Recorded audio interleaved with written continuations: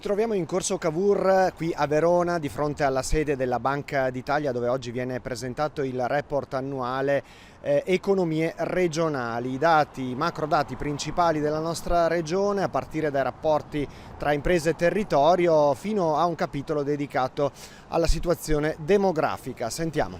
Noi presentiamo questo rapporto che dà conto per il 2023 di un'economia che ha perso tono nel corso dell'anno, chiude lievemente in territorio positivo, e questi segnali positivi si colgono deboli nel primo trimestre di quest'anno.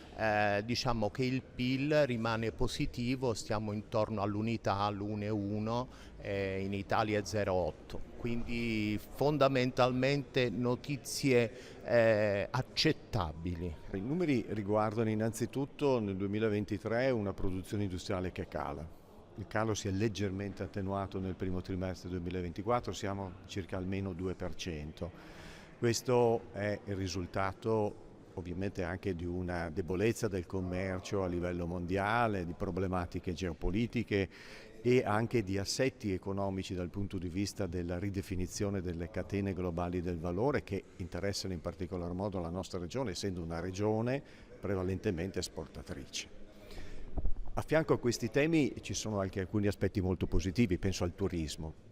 Estremamente positivo in tutto il Veneto, anche qui nel Veronese il dato è appunto positivo, quello del lago di Garda, si conferma quindi un pieno recupero, trainato però essenzialmente dai turisti stranieri.